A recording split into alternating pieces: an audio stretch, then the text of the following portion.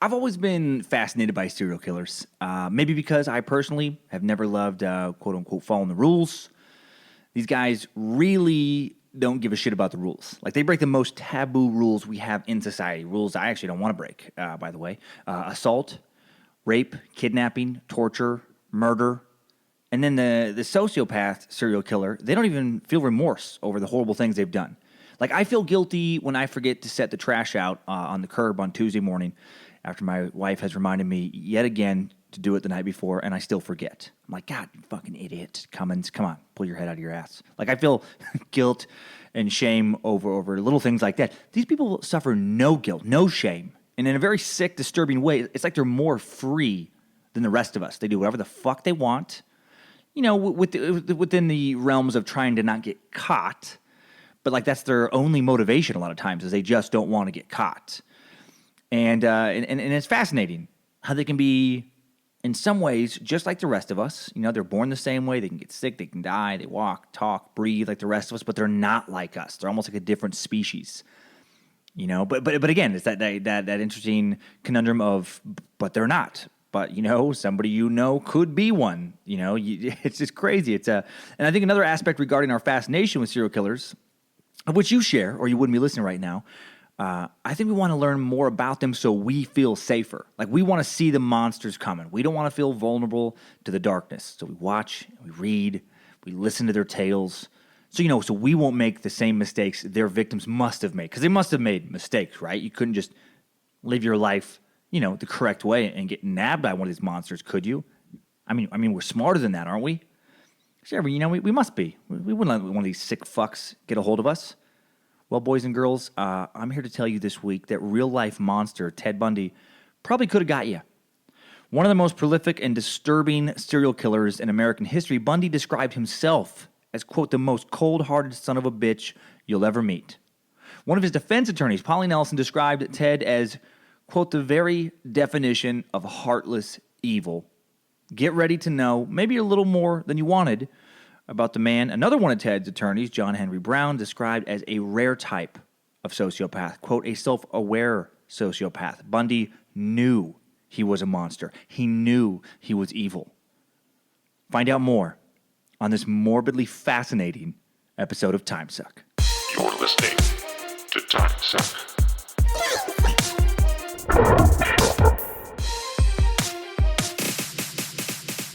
All right, first off, thanks for listening, everybody. Once again, special thanks to Timesucker Brandon Reyes. He asked for this episode on Twitter. He wanted to know who my favorite serial killer was, which, it is kind of a weird thing, like favorite. I mean, I would say none of them are my favorites. They're all pieces of shit. But, you know, I get what you meant. Brandon, you want to know which one I was fascinated the most by? And I picked Bundy. Second, my American listeners, I hope you had a good Thanksgiving. I spent mine with family, and I'm thankful for that, and very thankful that so many of you are listening to this podcast. I hope you continue to enjoy it, and not going to mess around anymore with the welcomings. I got to get right into this because we got a lot of ground to try and cover in 30 minutes. I don't know if I'm going to be able to do it. So I picked Bundy because, you know, I've been fascinated with him since I heard about him, and a large part of the reason is he didn't look like what I think of as a serial killer. Like, you know, like Gary Ridgway, the Green River Killer, Jeffrey Dahmer, John Wayne Gacy. Those dudes look fucking creepy. Like, those are the kind of guys that if you saw them, I think just based on all the pictures I've seen of all of those guys, you'd be like, ugh, what's up with that dude? Like, they just looked off, for lack of a better word. They looked, like something is not right there. You just kind of look, where you can, like, when they catch them, you're like, well, yeah, I could see that dude having a head in his fridge. Mm-hmm. And there's something comforting in that. It makes you think you could recognize another creep and avoid his fuck dungeon, right? Don't go near that guy. He's got a thin mustache, greasy hair, dead eyes, and he's handing out candy next to his rape van. And you're like, got it. Not going near that dude. Bundy looked like the kind of dude who warned you about the kind of dude I just described. Like the guy you could trust, like the guy who could approach you and be like, hey, man, this isn't a safe place for you to walk around alone at night. I just got off work at the hospital. I would sleep a lot better knowing that you made it home safe. And then you get into his car, and he'd smash you with a crowbar, and 4 hours later, your head is in a fridge, and he's fucking your corpse. Yeah. which are not, those aren't random hypotheticals. It's the kind of shit the dude did. He's a monster, terrifying. The scariest person to me is the one you can't see coming, the proverbial wolf in sheep's clothing. You know, the one who seems sweet, you know. It's why the scariest Stephen King movie to me I ever saw was Misery. You know, Kathy Bates played this perfectly. This woman who, you know, her little town, you know, thinks she's just a sweet loner. Maybe a little weird, but not murderous, you know. But then when given the opportunity, she's capable and quite happy to commit evil acts. But this episode isn't about Annie Wilkes. This is about Ted motherfucking Bundy. So let's get to know him a little bit, a little overview with a Timesuck timeline. Strap on those boots, soldier. We're marching down a Timesuck timeline. All right, November 24th, 1947. Theodore Ted Robert Cowell is born in the quaint city of Burlington, Vermont, and Ted described his childhood in death row interviews as being pretty normal, you know, good even, but really, really definitely not that normal. First off, he never found out who his dad actually was, who his biological dad was. His mom, Eleanor Louise Cowell, she first claimed his biological dad was an Air Force vet, Lloyd Marshall. That's who's listed on the birth certificate. But then later she said it was a sailor named Jack Worthington. No one will ever know for sure. Neither guy was ever located. We will never know the answer to that question. What we do know is that whoever his biological dad was, the dude was gone, not in the picture. Other than there is a tiny bit of speculation that his grandfather could have fathered him through incest, but there is no proof of that whatsoever. And again, there's never going to be a DNA test. So we're never going to know his mom has passed, so we're never going to know the answer to that. But there is speculation that his grandpa fathered him, and I don't think, from what I read, that's true. But I'm going to reveal some stuff in a little bit that might make you think, well, maybe. Because here's what happens. In the 40s, having a child out of wedlock, especially like when the dad was unknown, you know, it was very scandalous, you know, if you cared at all about social status. And so to avoid shame, his mom did something super fucking weird in any era. She moved in with her parents in Philly and allowed Ted to grow up thinking she was his sister and that his grandparents were his parents. So weird. Grandparents, by the way, who didn't seem totally mentally stable. Grandma mom had received electroshock therapy for depression, so, you know, she probably wasn't like the life of the party. She was clearly mentally ill. His grandpa dad allegedly did things like throw his sister aunt down the stairs for sleeping in one time, and I guess regularly like beat the shit out of the family dog, which sadly was probably pretty common in the 50s. That's one of those things I read when at first I was like, God, that son of a bitch. But then we're never going to know this, but if there was stats on like how many dudes beat their dogs in the 50s, I bet it would be off the fucking charts. That's just my gut feeling. I feel like, you know, like beating your kids was socially acceptable, like in the 50s, like way more than today. Who's giving a shit about the dog? I don't feel like I don't even know if PETA was around then. I doubt it. There definitely wasn't like Petco and like Halloween costumes for dogs that you could get on Amazon and stuff. So, you know, Grandpa beat the dog, but as did probably most of his neighbors. So, okay, that one's not that abnormal to me. But Ted allegedly did abuse animals himself as a kid, like cats and stuff, you know, which is an early warning sign you may be a sociopath. And again, this is speculation, not proof. If you don't know what a sociopath is, listen to episode 4 of this podcast. I cover it. Also, when he was 3, there's this story floating around in a bunch of different articles about how he arranged a bunch of knives around his aunt's sister while she slept. So he's 3 years old. She wakes up, some kind of circle of knives, which kids do weird shit, but that's fucking creepy. Like if I would have woken up around one of my kids, I'm going to say it would have been Monroe, who would have put me in a circle of knives, my daughter, if I had to put money on it. That would have made me nervous. If I don't have a lock on my door before that, I'm getting one after the knife circle. He had a strained relationship with his stepdad. Was a target of bullying. He was going to have a stepdad later. When Ted was 4, but again, target of bullying. I was fucking bullied. I'm not out there killing women. Most people were bullied at some point in their childhood. So I always am skeptical about the like, oh, I was bullied as a kid. It was fucking everybody was. You know, that's how school works. You know, what kid was never bullied? That kid probably ended up being the most fucked up of all. You know, it's hard to maintain being the alpha bully your whole life. You're gonna slump, and then you're not gonna be prepared for it because you weren't slapped around as a kid. It's gonna hit you harder than it should when you're 30 and you can't fucking punch your boss, or you do and you get fired, and then your life spirals down. Anyway, I don't know. Okay, so anyway, Ted is 4. He's out in Philly, living with grandpa, dad, grandma, mom, fucking sister, mom. It's all very confusing. When he's 4, his sister mom marries an army cook named John Bundy. They move out to Tacoma, Washington. That's how he gets to the Northwest. And everything I've read says he didn't realize his sister was his mom until he was in college. But he must have had questions. Like, why would his quote-unquote parents send him across the fucking country from Philly to Tacoma to live with his sister? Why would he take his sister's husband's last name? A lot of conflicting info about how Ted ended up finding out that he was, a bastard, so to speak, and that his grandparents were his parents. Some say he was teased growing up about it, but the most legitimate articles I seem to read said that he found out in college. And that's going to come up later in this podcast. But regardless, he had a weird fucking childhood. There must have been questions, like you're feeling like your parents kind of abandoned you to ship you off with your sister. I don't know. So weird stuff going on there. But however, there are no stories of him being abused, no stories of him witnessing his mom being abused. He wasn't molested. Other than the weird sister mom, grandpa dad situation, nothing you could point at and be like, aha, that's why he became a serial killer. No stories of, Ted confided in a junior high school counselor that he liked to sodomize Labradors and, wear necklaces made out of tabby cat vaginas. Where you'd be like, okay, there you go.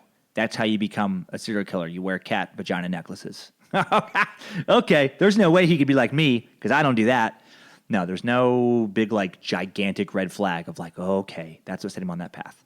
So, 1965, he graduates high school, was a good student, graduated, had good grades, Tacoma, Washington. By the way, Gary Ridgway, the Green River killer who was convicted of 48 separate murders, Ted was, they don't know exactly, but 36 is the general consensus of how many people they think can definitely be attributed to Ted Bundy, maybe 50 or more, I don't know. But Gary Ridgway, 48, he graduated from nearby Ty High School in the Tacoma area at the age of 20 in 1969. So the two of the most prolific American serial killers in the 20th century were only 2 years apart and were in high school at the same time in the Tacoma, Washington area. Both later killing all along the I-5 corridor around Tacoma and Seattle. That's a fucking weird coincidence, man. That's why the Pacific Northwest, I think, will always be associated with serial killers, or at least in my lifetime. 1972, Bundy receives a bachelor's degree in psychology from the University of Washington. Dude takes a job tracking habitual criminals for King County Law and Justice Planning Office in Washington State. Becomes politically active, working for the Republican Party, helping with campaigns. See, again, I feel like we'd be more comfortable hearing about, he worked in a morgue, and he was in charge of, taking the eyes out of corpses. I don't know. Something creepy would be like, okay, there you go. That's why he's... Nope. He was seemingly not only just a normal dude, but a good dude. 1973, enters law school at the University of Puget Sound in Tacoma. He wouldn't end up graduating because he got a little distracted after a breakup, killing a shit ton of young women. But he did give it a go. And that's where we're going to get to the attacks here. January 4th, 1974. Year of the earliest assault definitely attributed to Bundy. 27-year-old Bundy entered the basement of 18-year-old Joni Lentz shortly after midnight, bludgeoned her with a metal rod ripped from her bedpost, jammed it so viciously into her vajay, severely damaged her internal organs, and it was still there when her roommates found her the next morning. She was unconscious. She was in a coma for 10 days, suffered permanent brain damage. And yet when it came to encounters with Bundy, she would be one of the lucky ones because this sick fuck was just getting started, and it was extremely rare to get away. She's the only one that I can think. Well, no, there was one other later on who was actually attacked. Attacked in private, if you will, and then got away, without, he tried to abduct some people and didn't abduct them, but there was only a couple that he actually, assaulted but didn't kill. Okay, so that was January 4, 1974. Less than a month later, February 1st, he breaks into the room of another University of Washington student, Linda Ann Healy. His cousin's roommate, weird, knocked her unconscious, dressed her up, wrapped her in a bedsheet, carried her away. She was never seen alive again. This is his first confirmed murder. March 12th, 1974, So, barely a month after that, kidnaps and murders Donna Gale, 19-year-old Evergreen State College student. April 17th, another month later, 18-year-old Central Washington student out of Ellensburg, Susan Rancourt, kidnapped and killed. May 6th, not even a month later, 20-year-old Kathy Parks, Oregon State University student, disappears from the campus in Corvallis, Oregon. Again, less than a month later. June 1st, 1974, 22-year-old Brenda Ball, first non-college student Bundy is known to have murdered, kidnapped outside the Flame Tavern in Burien, Washington, which is near Tacoma. Witnesses describe Brenda being last seen talking to a man with his arm in a sling. This man with his arm in a sling described as talking to several of Bundy's victims around this time because he pretended to be injured to lower women's guards. Her smashed skull was discovered in 1975. 10 days after that, June 11th, Bundy kidnaps and murders 18-year-old co-ed Georgianne Hawkins, back to UW. July 14th, just over a month, he fucking goes nuts at Sammamish State Park, and he gets two women, which is just east of Seattle in Issaquah, Washington. He kidnapped both 18-year-old Denise Naslund, 23-year-old Janice Ott. Confessions obtained many years later supposedly tortured them together, forcing one to watch the other die. What a sick, sick motherfucker. Again, this dude is a monster. So 1974, like the first half of 1974, in a 6-month period, 8 young women disappear around Washington. It goes down to Oregon for the one, but around the western Washington area, all between the ages of 18 and 22. And then Bundy takes off. He leaves the state. He heads to Utah. All these women were strikingly beautiful, by the way, which I never know fully why that makes it seem worse to me. Like when you see the victims and they're just like these beautiful young women, I guess it seems like they had more potential. That's such a fucked up thought, but it is true. Like if all the women would have been just like horrifically ugly, I would have, it still would have been horrible. Absolutely. One life shouldn't be more than another. But on some weird level in my brain that I can't help, it seems like a smidge, this is fucked up, but it seems a smidge less sad. It shouldn't. That's such a messed up thought, but if you're honest with yourself, you're fucking having the same thought. Why is that? It just seems like, oh man, they really had like an amazing life in front of them, and he just snuffed it out. I feel guilty now even saying that out loud, but it's like, I don't know why I think that, but it is, it's true. So it's these women, young, 18 to 22, going to college, prime of their life, and this fucking monster grabs them. But I guess if you were, ugly in the Northwest at that time, you had a better chance of living. So there are benefits to being ugly. There are definitely benefits. And by the way, this is just a weird thing here. During this whole time, he had at least one girlfriend. So while he's doing all this stuff, Liz Kopfler dated Ted on and off, mostly on, during all of the Northwest killings, and for a few years afterwards, and knew Ted was sneaking out in the middle of the night. She thought mostly he was just cheating on her, but she did call the police 3 separate times. None of the calls were taken seriously because they were getting after a few of these murders started going, the hotline was getting like hundreds of calls a day. So, so he takes off. He's feeling the heat over there. Things are getting too intense. He takes off to Utah. He applied to law school at the University of Utah. He got accepted for the fall of 74. And then on September 2nd, on his way over there in Idaho, southern Idaho, kills a hitchhiker, And then October 18th, once he gets there, he kills Melissa Smith, 17-year-old daughter of the Midvale, Utah police chief. This is messed up too, man. Post-mortem records indicate she was kept alive for at least 5 days after being kidnapped. She was raped, sodomized, strangled. This guy, man. October 31st, less than 2 weeks later, kidnaps and kills another 17-year-old girl, Laura Aim, in Lehigh, Utah. November 8th, he's really escalated. He's faster and faster.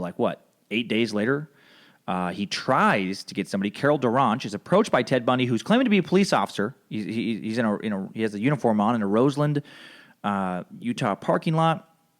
Tries to kidnap her. She gets away. This is going to come back to haunt him. So 74-75, additional victims, Debbie Kent, Karen Campbell, Julie Cunningham, 12-year-old Lynette Culver, Susan Curtis, all vanished from Utah and Colorado. He took a couple ski trips to do some skiing and killing. That's how he, blew off steam when he got, done with the work week of killing people in Utah. He's like, man, I need a break. I'm going to go kill some people in Colorado. So finally, on August 16th, August 16th, 1975. Excuse me, this motherfucker finally gets arrested. He gets pulled over in Granger, Utah, a suburb of Salt Lake City. And just a random happenstance is mostly how he gets arrested. This cop noticed this car parked in front of this Volkswagen Beetle, which he drove, in front of his neighbor's house. And he knew that the parents who lived in that house of these teenage girls who were staying there were on vacation for the weekend. So he knew the girls were there alone. He sees a car he doesn't recognize parked in front of him. Some dude he doesn't recognize sitting in the driver's seat. He flashes his lights, he wants to go question this guy. Ted takes off, drives off. Cop tracks him down, pulls him over, scuffle ensues, but then he does arrest Bundy. Doesn't know who he is. Doesn't know that he's the guy from the Northwest at this point, because the authorities have no fucking idea who's doing this still at this point. He's not, Bundy isn't wanted or anything at this point. And then in the VW Beetle, and I'm gonna have a picture of this on TimesuckPodcast.com on this episode, was like his kit, his abduction kit. There was a ski mask, a second ski mask made out of pantyhose, crowbar, which was kind of his knockout weapon of choice, handcuffs, trash bags, coil of rope, ice pick, burglary-related tools. He said these were all like self-defense things. It's like, get the fuck out of here. Really? You're going to have, for your self-defense, you're going to have two ski masks? Just hold on, man. Hey, buddy, stop beating me for a second. I'm going to put on this ski mask that makes me feel more confident. Actually, I'm going to put on two ski masks. That makes me feel more confident in my defense attempts. And then, hold on, stop beating me. I'm going to get a crowbar in my left hand. I'm going to hey, stop punching me in the face. I'm going to get an ice pick in my right hand. And now I feel like some weird kind of Watchmen type, era superhero. What the fuck? Okay. So, and they don't buy it either. The police don't buy it either. But apparently he was whenever he was questioned by police for these things, he was always like very calm, just like, hey man, it's no big deal. Here, I can explain. He never got rattled because he's a sociopath. He doesn't feel normal emotion. But this Utah detective connects Bundy to the Duranch attempted kidnapping. All right? So now they have reason to search his apartment. And evidence in his apartment connects him to some missing women in Colorado.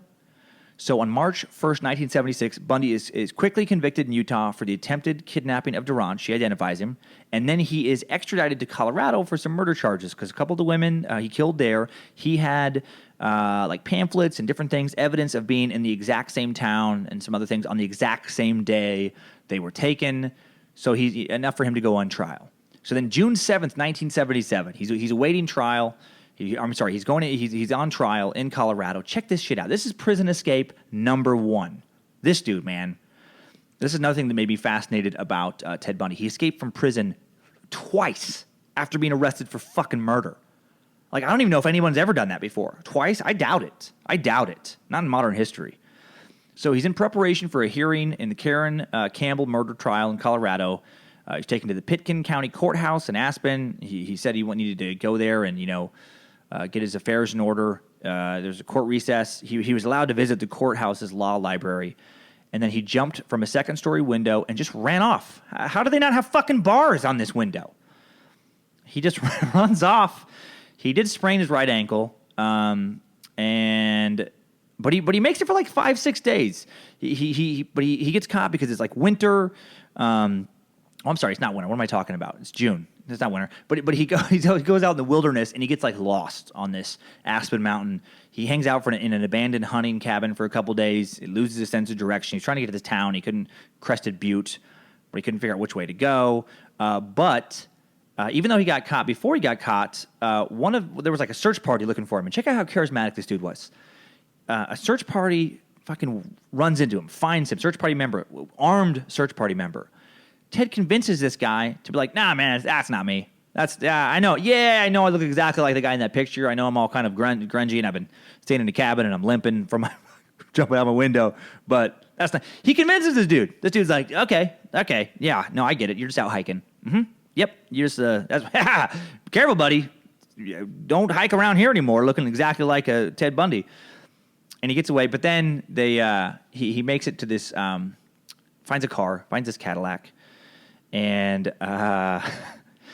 he actually does start to drive off, but he weaving in and out of his lane, and he gets pulled over. Man, freak traffic accidents or traffic incidents are this like the fucking downfall of this guy. So that this is the second like car related incident that trips him up. So now he's back in prison. not for that long. Not for that long. That was June 7th was his first escape attempt. December 30th, he's back in custody, and he's in Glenwood Springs, Colorado, in this jail waiting another trial. Somehow this fucking guy acquires a hacksaw blade and $500 in cash. How lax were the prisons and jails in Colorado in the 70s? Jesus Christ, it's like a weird movie. And then he loses a bunch of weight. He starves himself quickly so he can he hacks into this like grate. There's like a grate in his cell, like a I don't know some kind of screen or something, maybe like an air conditioning thing or some kind of ventilation shaft. And he gets skinny enough to go through there.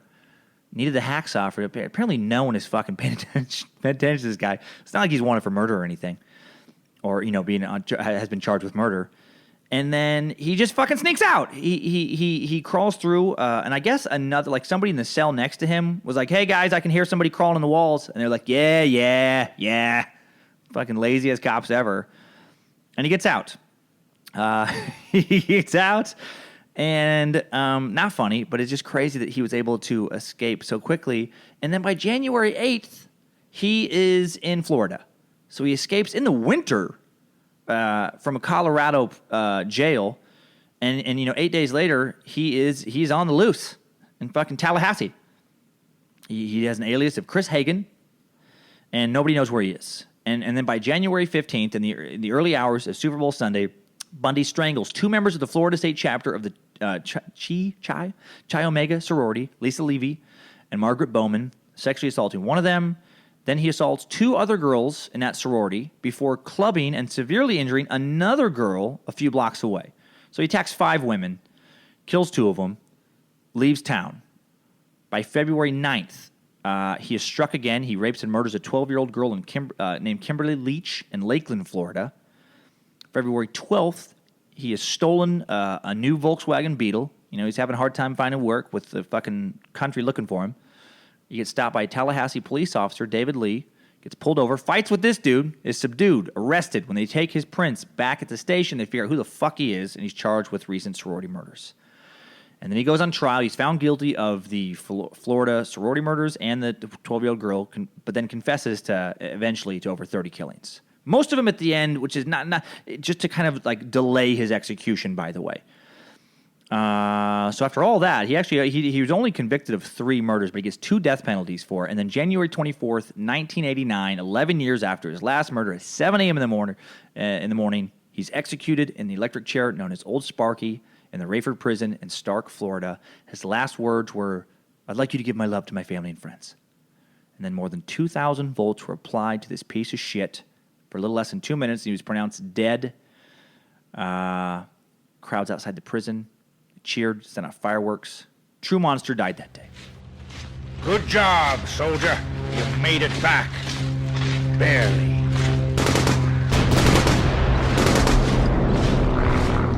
Okay, so after that timeline, the questions that popped up into my head were, 1, how did he do it? And 2, why did he do it?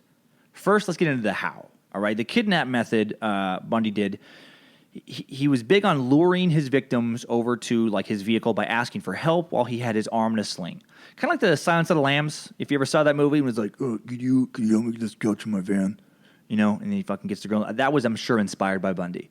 But he would wear his arm in a sling or some kind of cast on his leg, limp and be on crutches, so it lowers women's guards. They think, oh, okay, I get it. This guy needs help. He's, his arm's busted. And then fucking bam, crowbar. He would knock him unconscious and then drag him out to some place and have his way with him.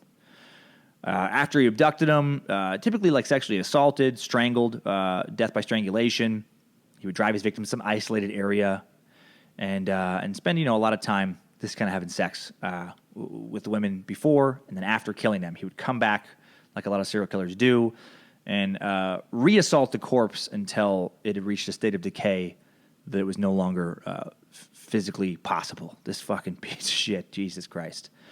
And he would take Polaroid pictures, I guess, of a lot of them too, as some kind of memento. He claimed he worked so hard to commit the murders, he wanted to remember all the details. Jesus. He would apply sometimes makeup to them, wash their hair, get them to look like how he wanted. Jesus. He kept at least, according to him, 12 of their heads. Or I'm sorry, 4 No, decapitated at least 12 of them. It kept at least 4 of the skulls in his fridge, or head, heads in the fridge, and then skulls around the house as trophies. Oh my God, man. It's really, really sick. Really, really sick. And before we get into the why he did all this, let's take a break from the super heavy, super dark crime details with some weird facts. Weird facts. All right, here's the first weird fact. Ted Bundy was a suicide operator, like a suicide hotline operator.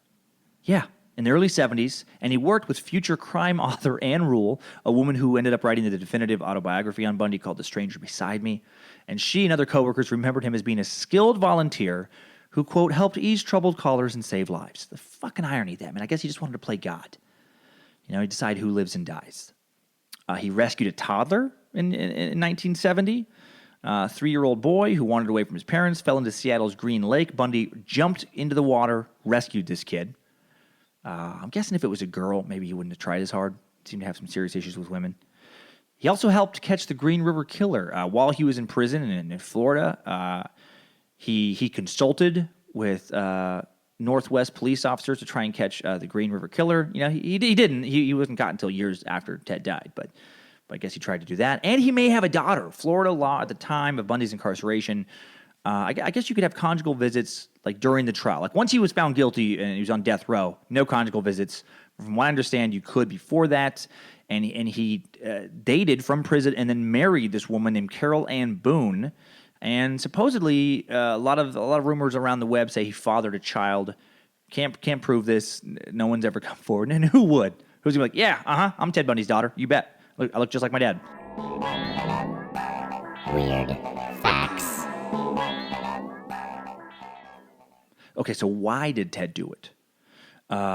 Ted blamed porn for the murders. He blamed an absent father, the media, society, his grandpa, dad, anyone but himself. But the porn one, this is such a cop out. I'm gonna play you. We're gonna listen to him telling you why he thinks he did it. And I've met a lot of men who were motivated to commit violence just like me. And without exception, every one of them was deeply involved in pornography without question, without exception, deeply influenced and consumed by an addiction to pornography. There's no question about it. The FBI's own study on serial homicide shows that the most common interest among serial killers is pornography.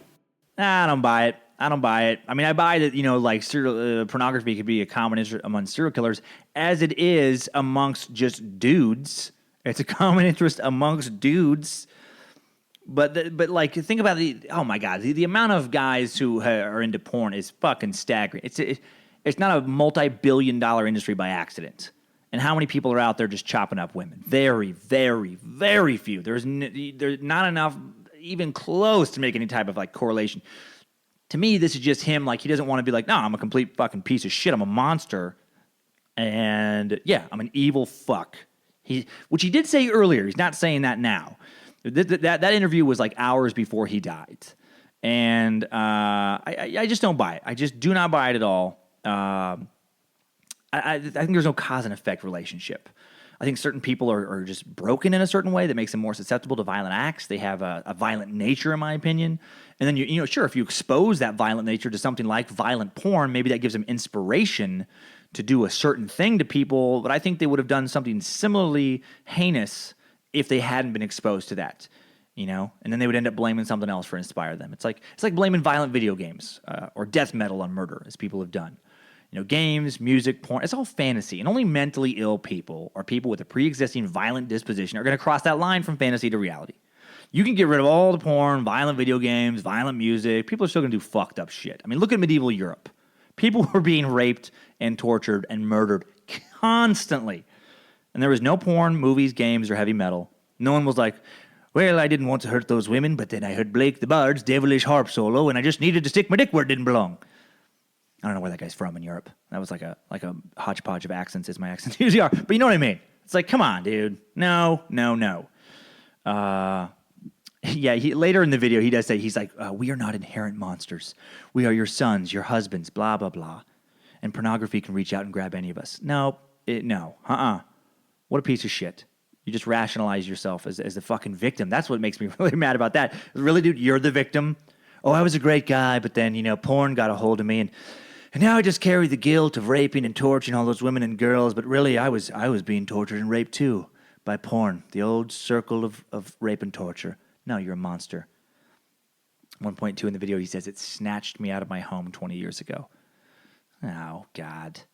Come on. This is hours before your execution. You're just trying to ease your conscience, for some potential afterlife, just because you got real Christian at the end, too, as a lot of felons do.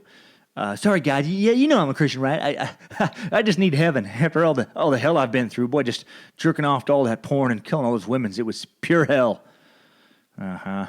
Here's why I think he did it. I think if you look at what Bundy said before his final interview, I think he was a lot more honest. Like after he was first caught, he was way more candid in some of his early interviews. Here are some quotes.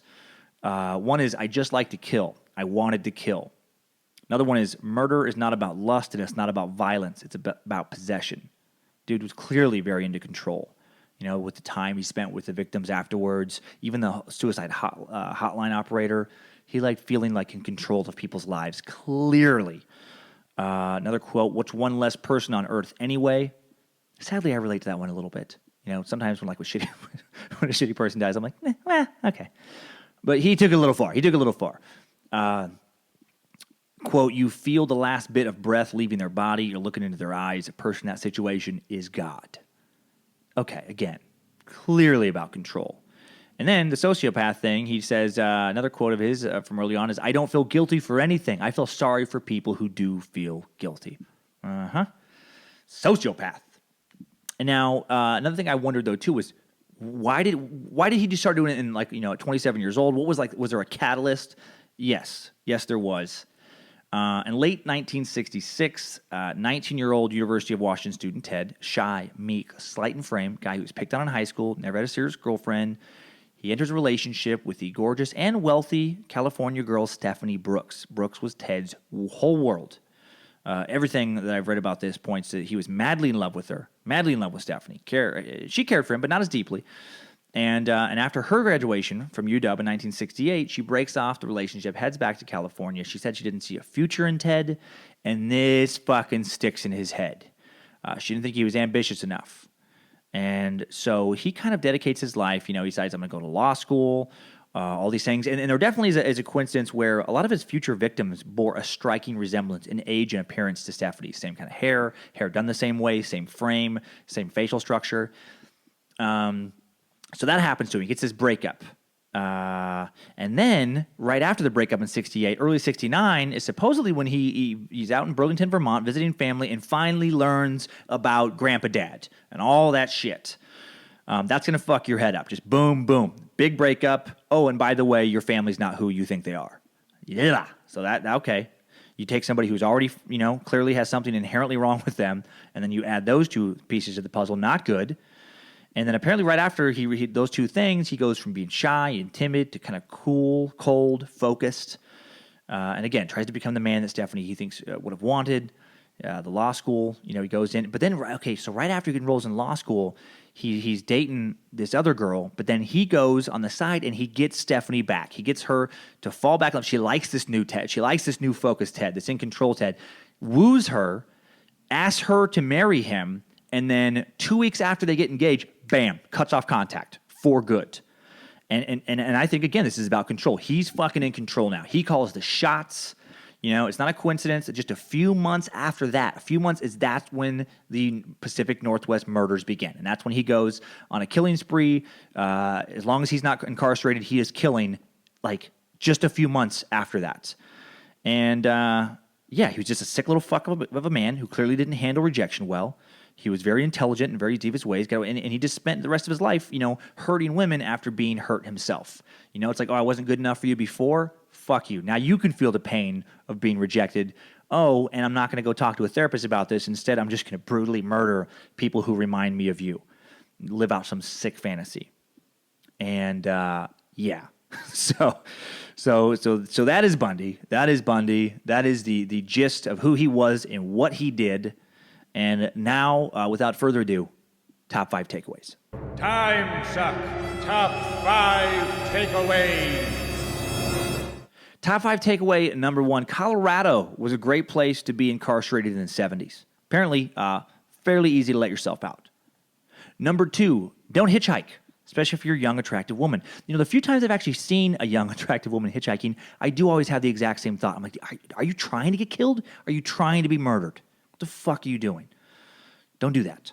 Number 3, you can't blame murder and rape on porn. Sorry, perverts. If you're out there killing and or raping, you're a sick fuck who deserves to die. Horribly. It's no one's fault but your own. At all. Number 4, letting your kid grow up with a grandpa daddy and a mommy sister, probably not the best way to go ever. Not saying it's what made Bundy, but it can't help things. I doubt you will run into a lot of PhD college professors who are like, yeah, I'd like you to be my grandpa dad. Yeah, not a lot of super successful people are going to have that backstory. And number 5, Ted Bundy is as evil as you get, man. There may have been people who committed more murder and mayhem. There certainly were. Hitler, Genghis Khan, Stalin, etc. But I think Bundy is as evil as any of those guys, and just anyone. Like, he's maxed out on the violent sociopath chart.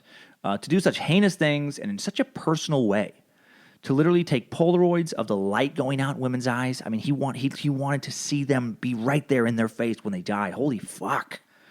So as a positive takeaway from this episode, if you've done some bad things and you're thinking, man, I am such a piece of shit. I didn't mow the lawn again. Take comfort in not being nearly as bad as Bundy. Or if after listening to this podcast, you don't even understand what the fuss is about, you're like, what's the big deal? How is he a bad guy? Please stop listening to this podcast. Forget you ever heard of me. Never go to a show.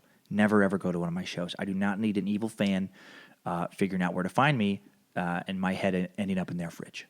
Timesuck. Top 5 takeaways. So there you go, guys. That was Bundy. We didn't even come close to 30 minutes. I tried, but man, there's just so much. I feel like I did a good job getting that in under 45 minutes. And again, thanks for listening. Thanks for the topic suggestions. You know, I'll mix it up. I'll take some of yours. I'll go with some of mine, and we'll just see where this train takes us all. I hope you're enjoying learning about some weird things. And if you want to see pictures of some of the things I talked about, I'm going to put pictures of Ted's abduction kit, pictures of Stephanie Brooks, the woman whose breakup was again the catalyst to get him going on his murder spree, a terrifying pic of Ted representing himself in court, and then also a way too normal-looking Ted in court. All that's going to be on timesuckpodcast.com, and you can access that on your mobile device or any other device, and check out those pictures, and enjoy your week, and never, ever forget that work can always wait. There's always time for Timesuck.